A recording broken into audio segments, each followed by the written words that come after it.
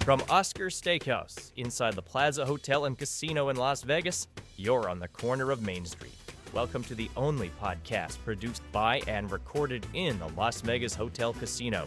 From gaming to dining to entertainment to sports to Vegas history, this is the place to be for the inside scoop, because this is the place to be downtown. Now, here's Plaza CEO Jonathan Jossel.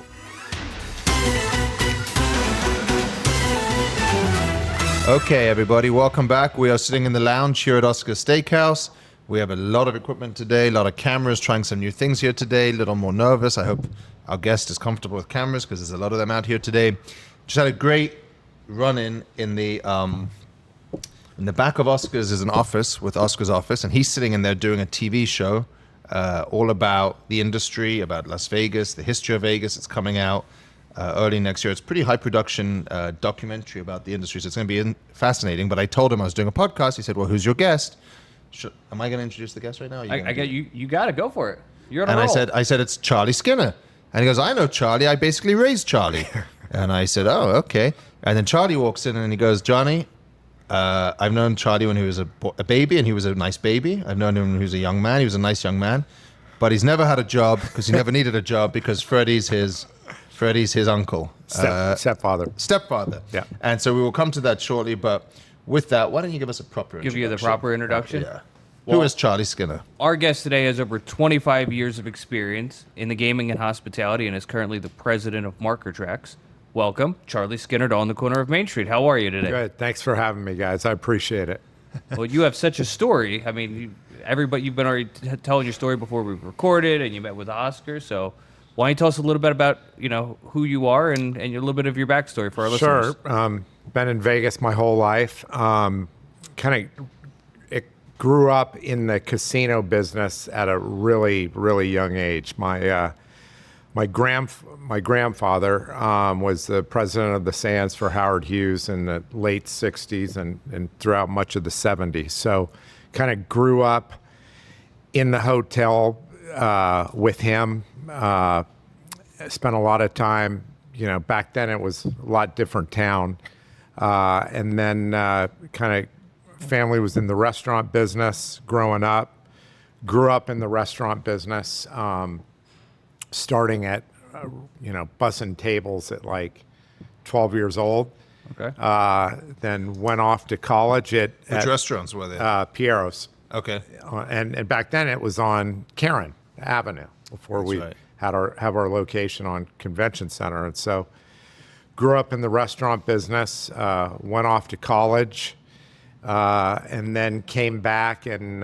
Where'd you go for college? University of Arizona. Okay. And then came back, was working for a couple of years and got my first job in gaming a couple of years after I got back from school at IGT. And spent 8 years on the sales side there at IGT. And it was great, learn the business. Sure. Back then, as you guys probably know, IGT, kind of owned the market. We had, 75% of the ship share on new openings, kind of the dominant leader in manufacturing back then, at least in the, mid to late 90s. And then was there for 8 years. Then I was hired to go run. Wait, slow down, because you're jumping, and I got a lot of questions as we go along the way. Okay. But you mentioned bussing tables. It's pretty amazing how many people that are like significant leaders in the industry today started out bussing tables. I went to the Killers concert last week, and Brandon Flowers started his career bussing tables at Caesar's Palace, and he tells that story and what a fun memory it was. What are your memories of bussing tables? Do you have any memories, any interesting... I mean, at Piero's, you must have had some really crazy guests. Who must have come in there, right? No, I was confusing it with the one we talked about with Larry Rubo, the Venetian. And they talked about the sheriff and all the different people that used to eat there and the people in the Black Book. But what was it like bussing tables, and what was the city like back then when you were growing up? Yeah, I mean, so I remember, I went to elementary through 8th at Las Vegas Day School. And so back then... It's still a good school today. Yeah, so Las Vegas Day School is on Desert Inn and Jones. And, that was the end of the world at that point. There was nothing past that. No a few ranch-style houses, no commercial development. There was nothing west of Jones back then when I was going to elementary school, and so the town was, a few 100,000 people. Everyone kind of knew everyone. Yeah. It was a lot different, but it was great. I mean, and it's exciting to see how the city's grown, and now it's become not only it's such a big, the entertainment's grown with all the sports, with the Knights and the Raiders, so pretty remarkable to see. Absolutely. And so Freddie's your father-in-law. Stepfather. Yeah. Why do I keep saying And so, that? Okay. yeah. So is that why you were at Piero's? Is that how you ended up there? So him and my mom started the restaurant in 1982. Okay. And I know he was on your show, so that must have been he was something. by far and away my worst guest and my best guest I've ever had. I mean, were you in that episode? Gary? No, I wasn't. So he asked us if we would come to him because he refused to come here. And only time we've ever left the building to do an episode.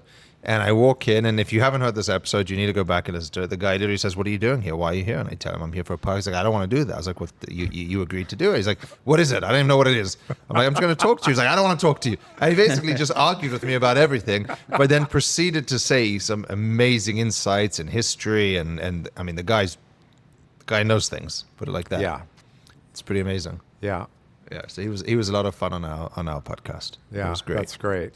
All right, so I wanted to ask you about the old days, and then moving forward to IGT. Obviously I wasn't here. Was the industry as competitive then? Like today, you've got Aristocrat, Light and Wonder, or was IGT so far ahead of everybody else at that time? I mean, when I got in the business, if we opened a new casino was opening, like it was expected that we would get 80% of the floor. And then everyone else kind of slugged it out for the remaining 20%. Wow. Obviously, a lot different today. Mm-hmm. But yeah, it was, and I was there kind of at the start of, going from coins to bill acceptors, and then bill acceptors to Tito, and so that whole evolution, right. It's pretty remarkable. I say that, I joke with the sales reps from Aristocrat now, but I'm like, you have the easiest job in the world. It's not a question of do you want your Buffalo or your Dragon Links. Yeah. It's how many do you want? Like, you don't have to do much. Everybody's knocking. It's probably like that with IGT. It was just like that. I mean, between triple play poker and Wheel of Fortune, it was. Yeah. Those were good times. When you started, you were still selling coin-op games in '96. It was just coming out of that, I think. Okay. Yeah. Yep. That's just coming out of that. It's just unbelievable, the evolution in the last 25 years, right? And what's Gary? What's interesting is when I left to go to United Coin, about 30% of our route was still running coins, and quickly we kind of got rid of that, and then the safe technology was developed to dispense cash out of a safe on a cash out on the slot route. But and that's where I met Gary Ellis. Was back then. And what's a really at United Coin? Oh, because you were doing the route, Gary was our the customer. route, and he had what's the pubs, what's right? a really I've shared this before, but what's really brings Marker Trax full circle is Gary came to us when I was at United with this idea of what's now Marker Trax, and we built it out on our Gambler's Bonus system, and we met with the Gaming Control Board, and this was like 06, 07, and they wanted us then to upgrade our entire system to a higher level of compliance from a technical standards standpoint, and it was too big a lift, and we shelved it. And that was like 07, and then the recession hit. And so we had actually built it, though, in our lab, what functions somewhat as Marker Trax today. But he hadn't. And then 2017, I was at Stations, and he called me, and he said, I got the patent issued. And he started working on the patent in the 90s. Oh wait, so you went after United Coin, you went to stations? 2011. Yeah. Okay, but hold on. So how many pubs did Gary Ellis have? I think you were at running that for? time, 7 or 8. So if anyone doesn't know Gary Ellis, don't worry, because we have a deal that when Marker Trax and Coin go live at the Plaza, he has committed to do the Plaza podcast. He doesn't know that yet. We'll make it. We'll get We're going to him make down that there. happen. He knows now. He knows now if he listens to this. But what, am I not wrong in saying that when you were at United Coin, when we sold the Gold Spike, weren't you the operator of That's that? right. We were the operator there. So you were also doing casinos? Yeah. What other casinos did you operate at United Coin? So we had Stetson's we operated, which was out on Boulder Highway. We had a lot of them have traded and are kind of either owned by Dottie's now or some other group. But we probably had a casino up in Battle Mountain, Nevada. Some other stuff in some other parts in Nevada. We probably ran 7 or 8 casinos. And then also the slot routes. Yeah. So we, at the time, United, along with our parent, was the largest operator in the country. We had about over 1,000 locations between Montana and Las Vegas. Essentially what PT's is today. Yeah. So we never operated in terms of taverns, our own brand. We only vended The gaming. the gaming. Yeah. We never owned. We actually never owned operated properties. Yeah. Okay. So why did you leave that? It sounds like a great business. Or stations was just calling. It was, but the recession hit, and it got, business got really tough for a period of time, Yeah, and then sure. Stations was looking to expand their small properties division, so they recruited me to go there in 2011. Okay. So how long did you spend at stations? 6 years. Doing the small business division. So I ran the wildfire division and then the Fiesta division for a period of time. So I had both of those business units. They must were be under like, me. what percent of that business is local business versus tourists? Well, on the businesses that I were running, it was like, other than the Wild Wild West, it was like all local, right? Right. Obviously, with Red Rock and Green Valley Ranch, but the stuff that I ran was all local. Okay. Yeah. So if you could go in for just a minute, because we haven't really had a lot of local properties on the podcast. We've had a lot of, obviously downtown Sure. and on the Strip. What's the difference between marketing to like a local's place versus something that's going to have 70-80% tourists coming in each week? I think your database strategy is a lot different. There's a lot more promotional expense beyond free play as a percent of your total reinvestment dollars. So, giveaways during the week or promotional type events that are more frequent. So when you think about total reinvestment in the locals market, depending on whether you're in what part of Vegas you're in has a difference. So reinvestments vary depending whether you're on the Boulder Strip or you're in Summerlin or Henderson. It kind of depends. But I think the main thing I would say, Gary, is your database strategies is different versus out of town. Right? A lot of people say to me, why don't you go after locals more? Why don't you go after locals more? And I always say the same thing, which is it's all well and good to say it, but to get them to come to downtown, the number one thing is location. Surface parking's really important. It is, right? Really important. Yeah. And then convenience. So it's like the location, which I guess leads into convenience. I think number 3 is the offers, the free play and everything else. Maybe they compete more aggressively out there amongst each other, but in terms of for us to move someone to come to downtown, it's not easy. At 89101, interestingly enough, and I don't know if it's changed because of all the new developments down here, the high rises and apartments that have been built, but up probably last time I looked, which was 4 or 5 years ago, 89101 was the lowest income zip code in the whole city, Really? which I did not know, but I know now. I had to double check if it still is. Oh, yeah, I got to check on that. Yeah. I don't know. Yeah. So that's, I think that's also why locals just generally, they come downtown, but I think to get the gaming local drink, To come down 2-3 Regularly days a and- week or, to come down for dinner and stuff like that, it becomes a challenge. more Although tricky. Oscars does a great job of bringing locals in for dinner. Oscars does. Right. Yeah. Yeah, for sure. Congrats, by the way, on all you guys have done over the years here. Thank you. Awesome. Thank you. We've really seen we've really rode a great wave, I should say, to see the growth downtown. Yesterday, I just posted a picture. Actually, it was 9 years since we closed down the Las Vegas club. Yeah. So yeah. And someone was saying to me, "Why didn't you guys try and do more with it?" And what a great move to sell it and make way for something that raised the tide for everything that's happening That's in right. downtown. And so, while we've been able to, and it allowed us to use some of those proceeds to reinvest in the plaza and also just focus on management. We were spread so thin between Las Vegas Club, the Westin, the plaza, for a while the Gold Spike, Yep. that just to focus only on the plaza and everything it could be was really the right decision for us. So, I appreciate you saying that. It's been a great ride to watch as downtowns change, and it's only going to get better. I totally what's agree. being built downtown now is just unbelievable. You mentioned Oscar, at the beginning of the show. A lot of credit you got to give to him and his wife and just everything that has transpired over the last 20 years. 25 years. 25 years down here. It was a lot different. If you're not from here, to see it back then and where it is now, it's incredible.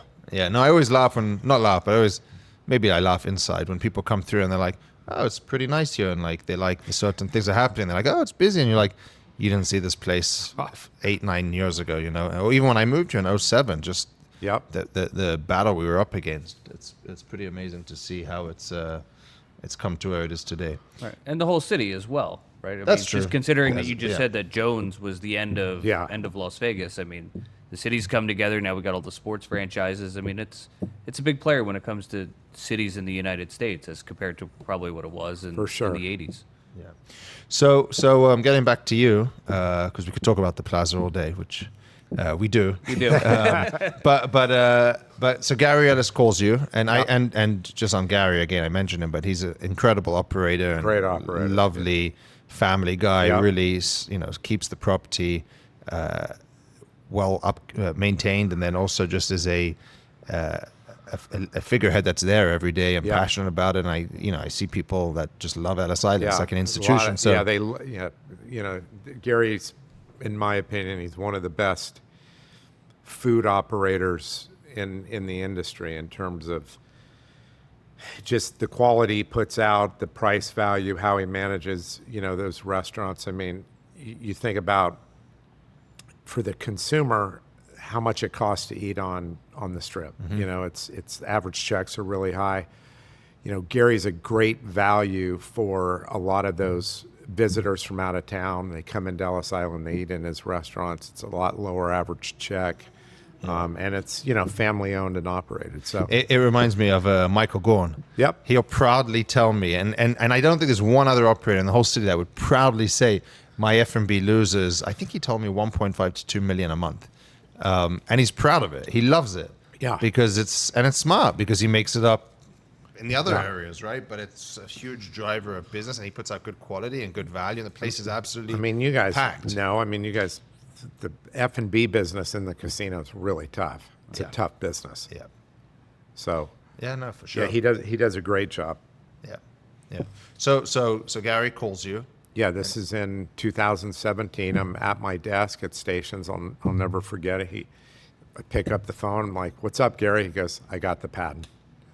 Took him 20 years to get the thing. And just go back and tell the listener, what is Marker Trax? So, Marker Trax is a digital credit platform that allows operators to issue lines of credit or markers to gamble on. And so when you think about what Marker Trax is, we solve really three things that haven't changed since in the last 50, 60 years of casinos issuing credit. And the first one starts with our IP, our patent. And essentially what that patent is, it allows the player to not walk the money. So if we're at the plaza and you issued a line of credit to a player, they could take that money, walk it out the door, and never gamble it. And Right. there's no way to block those funds. And it happens all the time. Happens all the time. And at least in Nevada, we've got, Vegas, we've got the DA that'll go after that bad debt and collect it. But that's not the case in the rest of the U.S. So the first thing we do is we solve the credit from walking. So as an example, if I gave Gary a $1,000 line, he downloads that credit to the credit meter, runs the credit meter up to 1,200. When he cashes out, it's only going to give him $200. Pays back the marker. Pays itself. back the marker itself. Conversely, let's say he downloaded that 1,000, lost 500. When he hits cash out, he's not going to get anything. He'll owe the casino 500, and he'll have an additional 500 to go to another game and play on. Okay. But you can't walk the money. The second Oh, thing it goes back to the card. goes back to the account, Back to to the the card. account. So the second thing that we do is we have an underwriting process that scores, underwrites you, and approves the credit in 3 minutes or less. Today, if you go shop getting a credit line anywhere, most operators are going to tell you this isn't true, but we've shopped everyone. It takes several days to a week to get that first-time credit approval. There's a lot of friction in the process. We process that credit, in under 10 minutes, including, going to the cage and signing for that marker one time. And then the last thing, we've got a lot of... And I think when we started looking at this, you or maybe it was Mark, and we can talk about Mark in a minute, who Mark is, but he basically described it as when you go buy a mattress today, they issue you credit on the spot to buy your mattress. That's right. It's the same concept, Yep. using the same scoring system. Yep. And you guys have done the analysis on generally how much of that becomes bad debt. That's right. And so it's funny, when you think about how we underwrite today versus how we were underwriting when we first talked to you, it's like night and day. Because the more data as we get in every day, the smarter we get. And so we know what data attributes drive the lift, and we know what data attributes drive delayed payments. So we've really gotten every day we just get smarter and smarter on this platform. And the reason an operator wants it is because it creates a lot of lift. Right. So what we see is the pre to post play of, their play before they got the line versus after is substantial. Okay. If a guest sets up an account and let's say they have $1,000 approved at the plaza. Yep. And they go over to Circa. Let's say Circa has the product as well, has Marker Trax. Will they have to go through that process again? They would, because your credit is specific that credit to your stays company. here at the plaza. Yep, Okay. correct. Okay, and what was the third thing it solves for? So we provide the property, the operator with, a complete dashboard for regulatory reporting, analytics, a lot of other things that don't exist today on traditional credit. Because when someone's gambling, you don't know if that is credit play.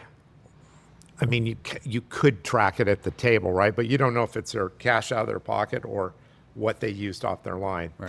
This we can track the credit, so we know exactly the performance from that credit. Right. And this could be used both at slots and table games? So right now we're slots. Okay. Towards the end of the year, we are going to be launching tables, and I'm hoping by the end of Q1, which we're really excited about, we're going to be launching sports betting and iGaming.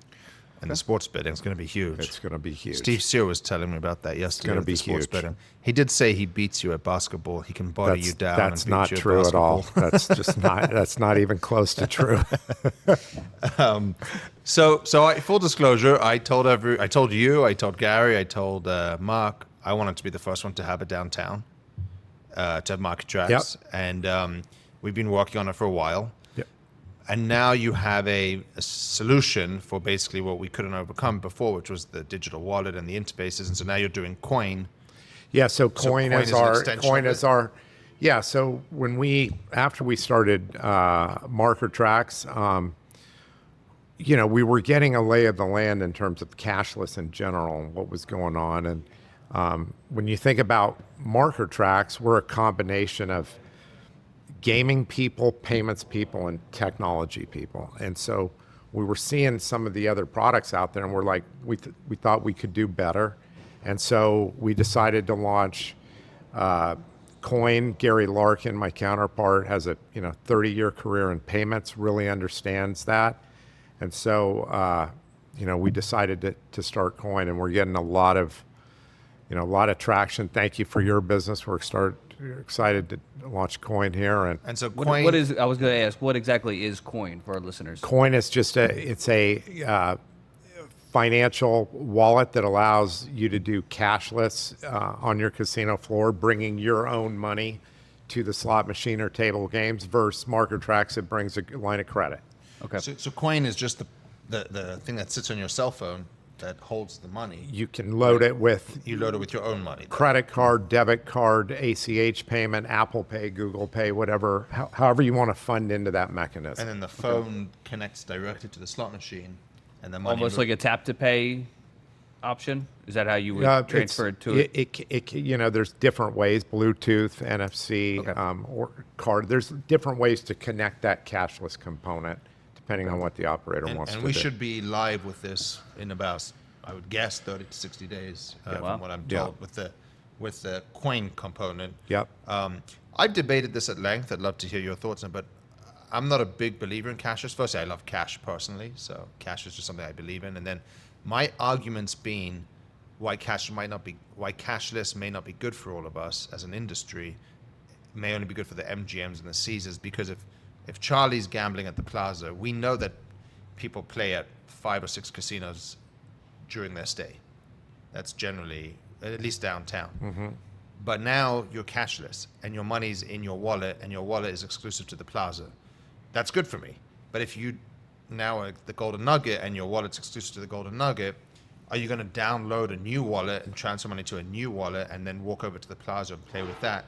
Probably not. You're going to keep your wallet where you're at the And home I think of. that's one of the things that the Coin that they're developing is that transportable,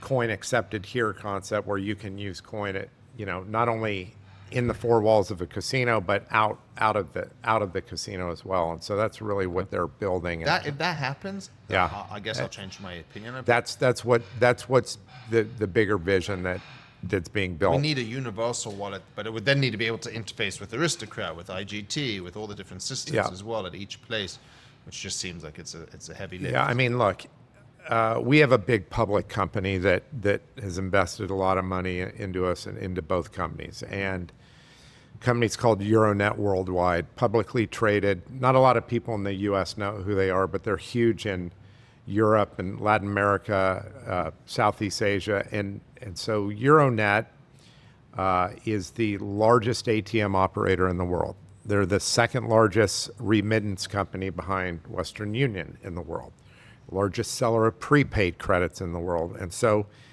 they have exposure globally around the movement of money.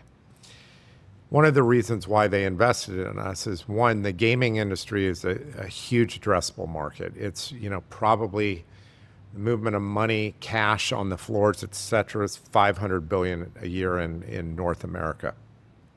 They see what's happening of the convergence of cash to digital globally. So when you think about the gaming industry, which is typically pretty slow in terms of the adoption of new technologies, but I'll give you a story. We're meeting with a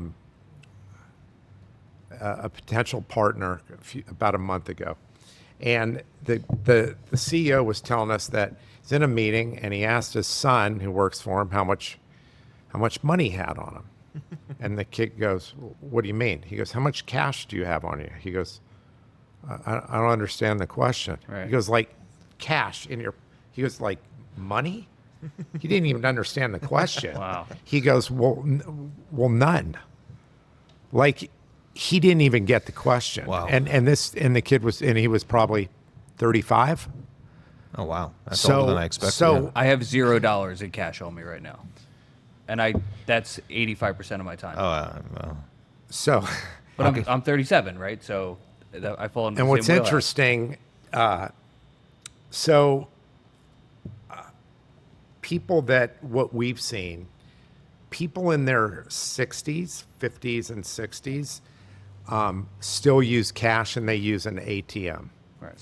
People that are kind of in their 70s and beyond don't use an ATM. This is kind of, and so, where are they getting their money from? They had it on them. well, a lot of them they still go to the bank and they cash a check, Oh, and I then see they what have you the mean. Yeah. cash, right? Yeah. But when They you think cash about under their mattresses. Still. yeah, when you think about where the movement of money's going, cashless is coming. Right. Now, you can argue how fast it's going to come, but I don't think 10 years from now it's going to look anything like it does And downstairs. they pretty much got rid of coins. That's Coins right. are gone. Not just coin machines, but like if you cash out a That's slot right. machine and you get $54.53, you're not getting the 53 that's cents. right. You're getting a ticket, and you then need to walk somewhere. No one's taking that. Yeah, that's right. It's like But It's- even a lot of airlines are cashless. Allegiant Stadium is cashless now. If you go there So- with cash, Yeah. if their Wi-Fi goes down, So- if the internet goes down, So look, have no product. it's not a question of if, it's a question of when. Right. And it's new technology, right? When I look at Marker Trax today versus where we were 3 years ago, it's 9 days. We're going to continue to get better, iterate, better partners bring on. The vendors matter in the cashless game. The vendors that we had on day one are different vendors we have today because we learned, we improved the product. I think cashless is going to be really frictionless for the end user fairly soon. Is it there today? It's not, but it's getting better every quarter. And to you, that is the universal digital wallet that interfaces to every casino. Yeah, that's Yeah. Coin's vision. And then on the Marker Trax side, we want to be the credit solution for the global industry. Not a typical question I would ask, but given who our last guest was, how do you think any of this impacts responsible gambling? Well, I think you can really track it now. Right. So from the Marker Trax standpoint, let's just talk credit. We have an underwriting process, right? And we look at your financial equivalency. We have a product called Vantage that we use that's FICO-like. Right. We know your play history. Today, I could go get a credit card cash advance that's got high fees, pay 28% in APR, Yeah. and I may not even have a job. With our underwriting process, it's very responsible. We don't want to lend into people that aren't capable of, paying it back. And our That's a good point. technology allows an operator to do that. I mean, that's a great point. If you're right, though, it's going to change the way everything looks downstairs. I mean, ATM machines will be gone. Right? Well- We debated when we did Coin because ATM revenue is a real business. I mean, I don't think people realize how much money casinos It make is. on ATMs. But I would say to the CFOs of the world, are you in the ATM fee business or are you in the gambling business? Right. If you're in the ATM fee business, knock yourself out. Yeah. Have at it. Right. If you're in the gambling business, you want to make it as easy as possible to put money into the drop at that table or in that slot machine or at that sports book. Yeah. So think about, and I've talked to operators about this a lot. Think about the $100 bill and the cost of that traveling ultimately back to you in the bank. I got to take that bill, I got to put it in a bill acceptor. Then it gets dropped, that game gets dropped 2 or 3 days later. yeah, 2 or 3 days later. Right. I got to bring it to the cage. I got to count it. Then Garda comes and they got to pick up the money from the cage. They got to drive it back to the bank. It gets counted at the bank. And there's all that labor in between. Think about, and look, I was in the route business for seven years. I understand the cost of moving money around. It's really expensive. Cash is expensive. Oh, yeah. Yeah, no. So- that's where I was going after the ATM machines disappearing. So in Tito, if you guys remember, and I was there at IGT when it launched, it's kind of like cashless. Everyone started to do it, and this property maybe was doing 10% Tito, then another had 15, and it started going up and up. And then once someone got to about 70% Tito, they just ripped the Band-Aid off. They said, we're getting rid of all this coin. I think something similar is going to happen in our industry with cashless. The cashless adoption is going to continue to go up, right? And at some point, they're going to say, let's get rid of this cash. Let's drop the ATMs. Let's drop all these hard counts and all the counting, and let's go fully cashless. Right. That's not tomorrow, Yeah. but it will happen, in my opinion. How long was that transition from coin to 100% Tito? For Las Vegas? I want to say it was probably, and I may have this wrong, I want to say it was full 10 years maybe? Yeah. Full decade?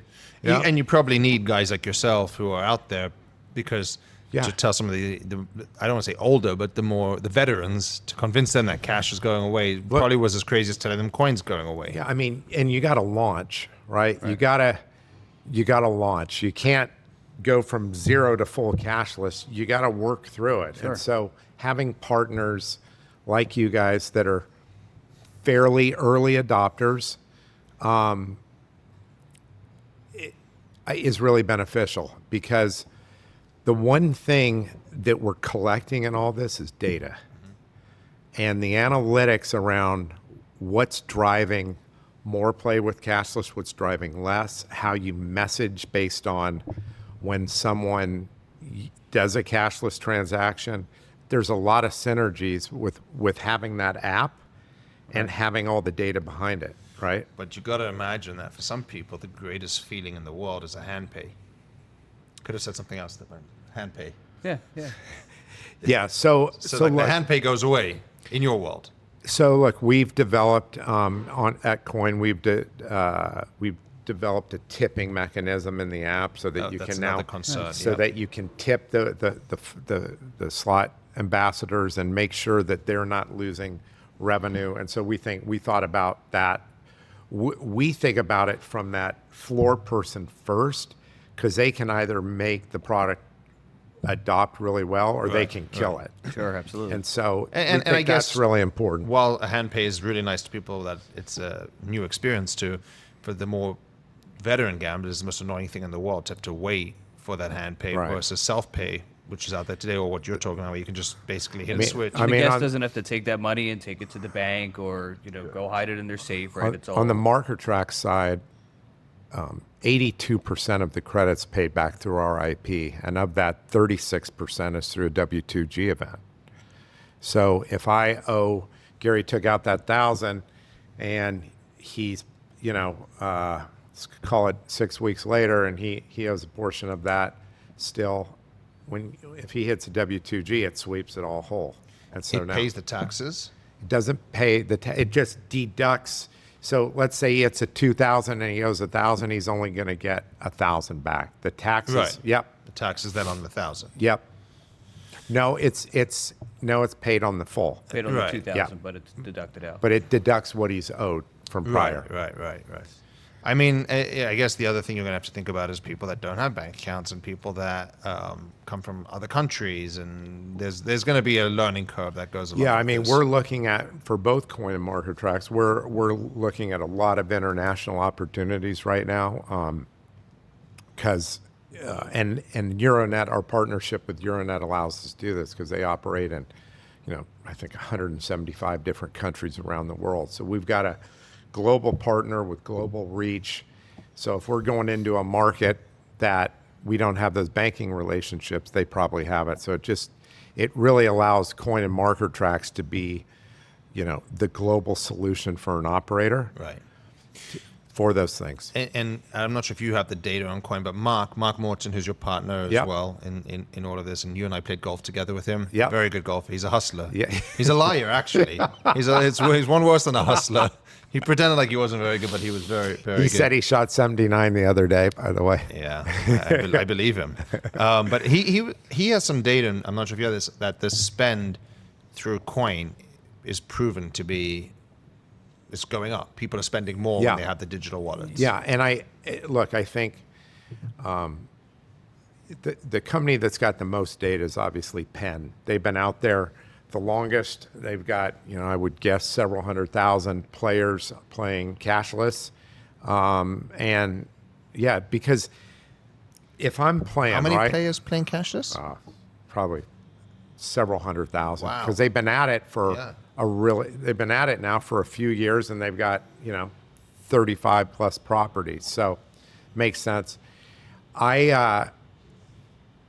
If I'm playing right and now I'm out of money, nor if I'm playing with cash and now I'm out of money and I got to go up to the ATM now, well, I may just think about not coming back, right? I may change my mind. Well, if I'm at the game and now I can just tap and go again, it creates more time on device. And I'll give you an example. We launched Moolah Play, which is our new B2C brand for Marker Trax. And one of the main functionalities is we added debit. We only had ACH before. Well, the performance is doubled because on an ACH payment, it takes a few days to clear. Now I'm playing, if I tap my Moolah Play account, I just have to hit debit. It pays it, clears it immediately, and I'm back. I don't even have to leave the machine. And so the velocity of that credit usage is literally doubled since we've rolled that That's incredible. out. So cashless aside and Marker Trax aside, is there anything else you're working on or industry trends you're seeing or looking at right now that you think are interesting? I mean, I think one of the things you're seeing is, a lot of these data companies that are emerging. I think, at the end of the day, machine learning, AI, the analytics are all getting better and better and faster, right? Like I can remember in the beginning of Marker Trax, I'd want to know something. I'd give it to the analyst. He had a day job already, so it would take days to get back to an answer I wanted. Yeah. Now with our analytics, it's real time. Once you build the report, it's real time automation.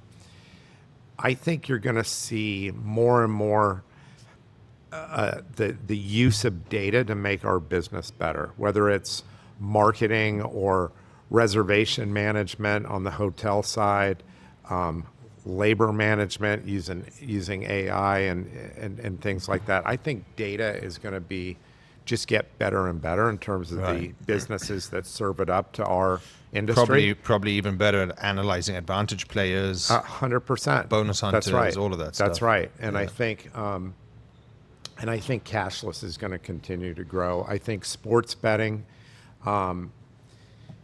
is going to continue to proliferate across the country. We're really focused on sports at Marker Trax because we think it's going to be a huge piece of our business.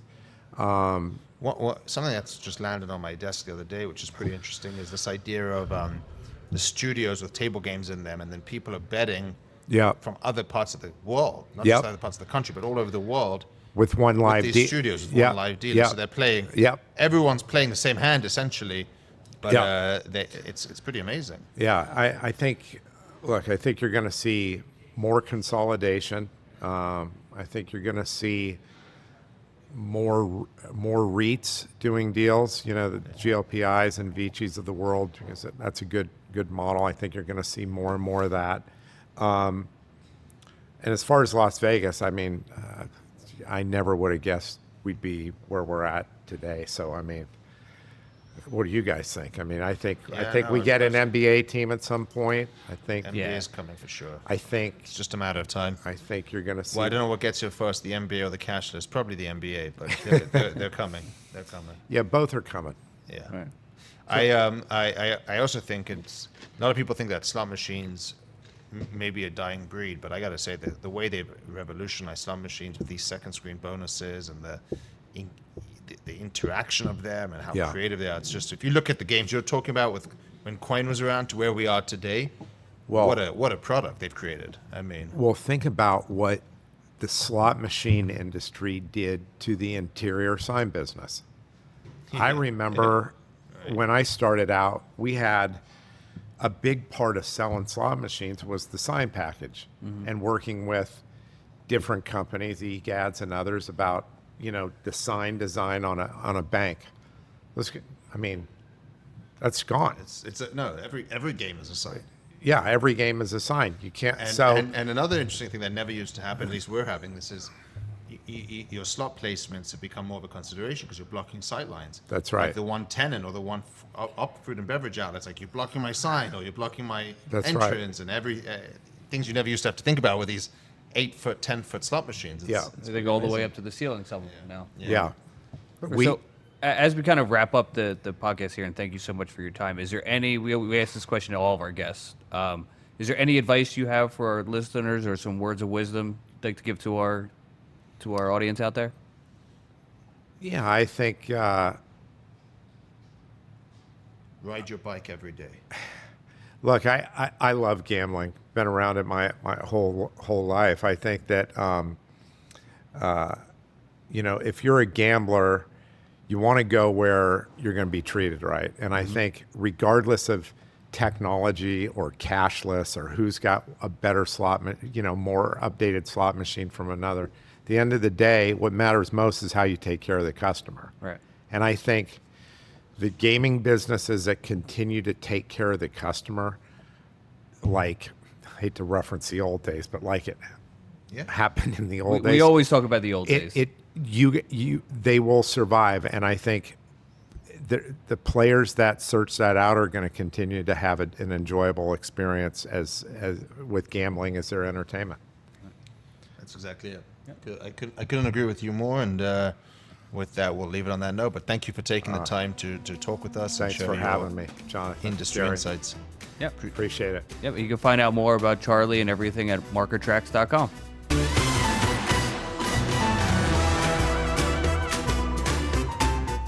You a fan of On the Corner of Main Street? You're listening, so we'll assume that's a yes. So share the love, rate, review, and tell a friend to subscribe. Also, follow us on Twitter and Instagram @PlazaPod, on Facebook, Plaza Podcast, and feel free to write to the man himself @Jonathan Jossel. We'll see you next time, right here on the corner of Main Street.